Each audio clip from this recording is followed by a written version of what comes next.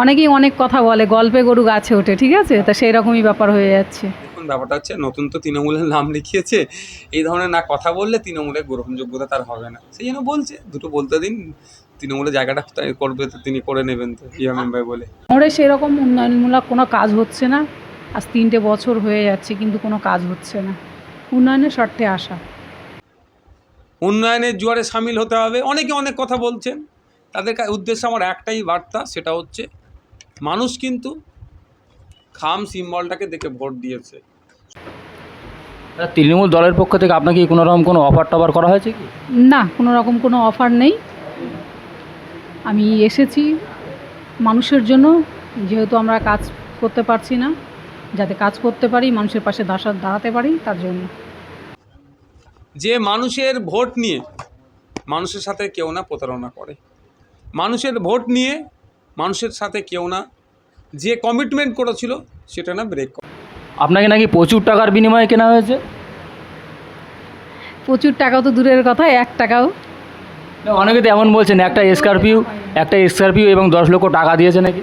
অনেকেই অনেক কথা বলে, গল্পে গরু গাছে ওঠে, ঠিক আছে, তা সেই রকমই ব্যাপার হয়ে যাচ্ছে। টাকার জন্য যদি আসা হতো তাহলে ভোটের আগে অনেক ভালো ভালো অফার ছিল, তখন আসলে অনেক টাকা হয়তো পেতাম, অনেক কিছু পেতাম, অনেক পদও পেতে পারতাম, কিন্তু সেরকম কোনো ইচ্ছা নেই। হচ্ছে তাহলে যারা আইএসএফ ছেড়ে যাচ্ছে তাদেরকে পদ দেবে না? পদের জন্য আগামী দিনে এদের আমার লড়াই হবে না তো? পদেরও লোভ নেই, টাকারও লোভ নেই, মানুষের জন্য কাজ করতে এসেছি, মানুষের জন্য লড়াই করছি, আগামীতেও মানুষের পাশে থাকবো, লড়াই করব। মানে মানুষের জন্য লড়াই করার জন্য আপনি আইএসএফ ছেড়ে তৃণমূলে যোগ দিয়েছেন, তাই তো? দেখুন, আইএসএফ ছেড়ে তৃণমূলে, দেখুন আইএসএফে দীর্ঘদিন আছি আমরা, 21 সাল থেকে আমি আইএসএফ, যখনই পার্টিটা এসছে তখন থেকে আইএসএফকে সাপোর্ট করেছি। 2021 সালে এমএলএকে জিতিয়েছিলাম। এই 3 বছর ভাঙড়ের এমএলএকে ভাঙড়ে খুব কম দেখা যাচ্ছে। এটা ভাঙড়ের মানুষের প্রত্যেকের অভিযোগ, এটা আমার একার অভিযোগ নয়। ভাঙড়ে একটু বেশি বেশি সময় দেওয়ার দরকার, যে ভাঙড়ের মানুষ ওনাকে বিধানসভায় পাঠিয়েছে, সেই ভাঙড়ের মানুষের পাশে সদা সর্বদা থাকার দরকার। আজকে দেখুন আমাদের দলের ছেলেরা, বিভিন্ন ছেলেরা আক্রান্ত হয়েছে, আহত হয়েছে, নিহত হয়েছে, তারপর আমাদের ছেলেরা ভোটের সময় প্রচুর লড়াই দিয়েছে, কিন্তু সেখানে কি হলো রেজাল্ট? উনি বাইরে বেশি সময় দিচ্ছেন, ভাঙড়ে কিন্তু খুব কম সময় দিচ্ছেন। কিন্তু পাশের বিধায়ক ক্যানিং থেকে এসে উনি ভাঙড়ে মাটি কামড়ে পড়ে আছে, সেই জায়গায় কেন ভাঙড়ের বিধায়ক ভাঙড়ে থাকবেন? উনি তো বলে কথা দিয়েছিলেন মানুষকে যে আমি ভাঙড়ে থাকবো, কিন্তু সেই জায়গায় দেখুন ভাঙড়ে কিন্তু ঠিকঠাক মতো ওনাকে পাওয়া যাচ্ছে না। আমরা একাধিকবার যখনই সমস্যা হচ্ছে, থানা, পুলিশ, কোর্ট কাছারি এই করতেই ব্যস্ত থাকছি, সবসময় ঝঞ্ঝাট ঝামেলা নিয়ে। আমরা শান্তি চাই, এক কথায় ভাঙড়ে শান্তি চাই। দেখুন, ব্যাপারটা হচ্ছে নতুন তো তৃণমূলের নাম লিখিয়েছে, এই ধরনের না কথা বললে তৃণমূলের গ্রহণযোগ্যতা তার হবে না, সেই জন্য বলছে দুটো বলতে দিন, তৃণমূলের জায়গাটা করবে তো তিনি করে নেবেন তো ইয়ামিন ভাই বলে। তৃণমূল থেকে আপনাকে কি কোনো রকম কোনো পদ দেওয়া হয়েছে? না কোনো পদ আমার দেয়নি, আর আমি পদের আশায়ও এখানে আসিনি। আমি কাজ করতে পারছি না, সবচেয়ে বড় কথা দলের মধ্যে অনেক লাঞ্ছনা বঞ্চনা অবহেলা অনেক কিছু আছে।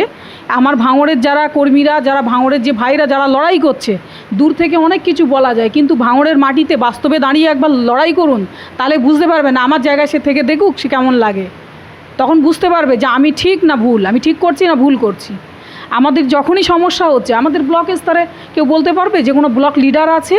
কমিটি নেই, কেন নেই? দীর্ঘদিন ধরে নেই, জানানোর পরেও তারপরেও নেই। একটা ইলেকশন চলে গেল 21 সালে, তখন নাই সময় পায়নি, দলের বয়স 3 মাস ছিল। তারপরে আমাদের পঞ্চায়েত ইলেকশন গেল, পঞ্চায়েত ইলেকশনে তো কম রক্তপাত হয়নি, প্রচুর লড়াই হয়েছে, লড়াই সংগ্রাম করে আসতে হয়েছে। সেই জায়গায় দাঁড়িয়ে আবার যখন এই লোকসভা নির্বাচন হয়, তাকে আগে বলেছিলাম কমিটি করতে, কিন্তু সেখানে দেখুন ব্লক কমিটি নেই। নিচু স্তরের সমস্যা হচ্ছে আমাদের কাছে জানাচ্ছি, কিন্তু আমাদের যখন সমস্যা হচ্ছে আমরা আর কাউকে পাশে পাচ্ছি না। এমএলএকে ফোন করছি, উনি ফোন রিসিভ করেন না, ওনার অফিসের ছেলেরা তারাও ঠিকঠাক রিসিভ করেন না, বা কোনো রিপ্লাই দেন না। তাই এতে আমি কী বলতে পারি, কী করতে পারি? আমাদের সমস্যার সমাধানটা কোথায়? একটা লিমিটেশন টাইম পিরিয়ড থাকছে, তারপরেও বলবো যার যেরকম সুবিধা হয়, আমাকেও না ফোনে পেলে আমাদের যারা অ্যাসোসিয়েট আছে তাদের সাথে যোগাযোগ করলেও সেই সমস্যাগুলো আমরা সমাধান করার চেষ্টা করি। বলুন এই সমাধানটা কোথায়? আমাদের কোনো কাজের জন্য সেই ফুরফুরা শরীফে দৌড়াতে হয় কেন? যেখানে আমার ফোনটা ধরলে 5 মিনিটে আমার কথা মিটে যায়, সেইখানে কেন আমাকে ফুরফুরায় যেতে হবে বারবার? বিধায়ক নওশাদ সিদ্দিকী আজকেই বললেন যে তৃণমূল দলের ভিতরে পদ নিয়ে ঝামেলা হচ্ছে, এবং বর্তমানে যে আইএসএফের যারা যে উইনার প্রার্থী যারা তৃণমূলে যাচ্ছেন তাদেরকে কোনো পদ দেওয়া হবে না। দেখুন, আমি এখানে পদের জন্য, আবারও বলছি, পদের জন্য আসিনি, টাকার জন্যও আসিনি। আমার কোনো স্বার্থ নেই, মানুষের জন্য কাজ করেছি, মানুষ আমাকে ভোট দিয়ে জিতিয়েছিল, মানুষের পাশে আছি, সদা সর্বদা তাদের পাশে থাকবো।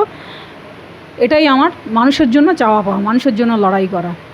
আপনি আইএসএফের খামচিহ্ন থেকে সমিতিতে জিতেছেন। এখন তৃণমূলে আসার পরে আপনার যারা গ্রামের যারা আপনাকে ভোট দিয়েছিল তারা কি আপনাকে কি আপনার এই সিদ্ধান্তকে মেনে নিয়েছেন? দেখুন, হ্যাঁ, অনেকেই আমার সঙ্গে কালকে যোগদান করেছে, বা আমি পঞ্চায়েত সমিতিতে আছি, আমার সমিতির 5-5টা জেতা মেম্বার তারা চলে আসে, তারা আমার আগেই চলে এসেছে। তারা যখন চলে এসেছে তখন আমি তো একা হয়ে গেছি, আমার আর পাশে কে আছে? কেউ নেই। আমার লড়াই করার যে শক্তি ছিল, যারা আমার সাপোর্টে ছিল, তারা চলে এসেছে অলরেডি। সেই মানুষগুলো তারা আমাকে রেখেই চলে এসেছে আগে। আমি সেই মুহূর্তে আমি কি করতে পারি? চারিদিকে চাপ, এত সমস্যা, এত প্রবলেম, দেখার লোক নেই।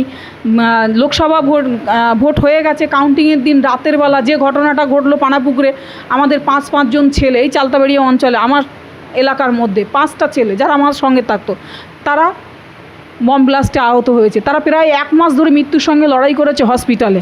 দল কি জানে না? দলকে জানানো হয়েছিল, কিন্তু পদক্ষেপ নেয়নি। দল কেউ পাশে দাঁড়ায়নি, একবারও আসেনি, তাদেরকে একবার দেখিনি, তাদের ফ্যামিলির পাশে দাঁড়ায়নি, একবারও খোঁজ নিল না যে তারা কেমন আছে। উচিত ছিল তো একবার কেউ এসে দেখতে পারতো। চেয়ারম্যান যদিও না আসতে পারতেন, রাজ্য কমিটিতে অনেক লোক ছিল, অনেক লিডার আছে, তারাও তো আসতে পারতেন, একবার দেখতে পারতেন যে হ্যাঁ তারা কেমন আছে। তারা তো মৃত্যুর সঙ্গে লড়াই করছে, তাহলে কেন এখনও একটা ছেলে এখনও হসপিটালে ভর্তি আছে? কেন এত অবজ্ঞা? কেন? দোষটা কোথায়? আমরা দলের জন্য জীবন দিয়ে লড়াই করছি, তাহলে আমাদের পাশেও তো বিপদে দাঁড়ানোর দরকার। এখন তৃণমূল জয়েন করে আপনার কেমন লাগছে? দেখুন, কাজ করতে এসেছি,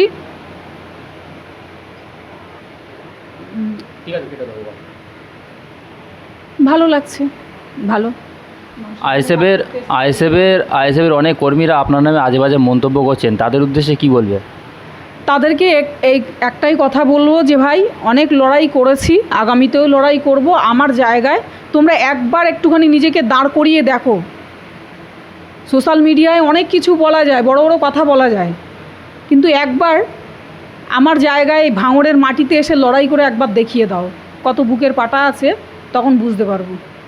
আচ্ছা, আপনাকে কি তৃণমূল দলের পক্ষ থেকে কোনো রকম আপনার প্রশাসনিক প্রেশার বা চাপ দিয়ে, ভয় দিয়ে কি আপনাকে তৃণমূলে আনা হয়েছে?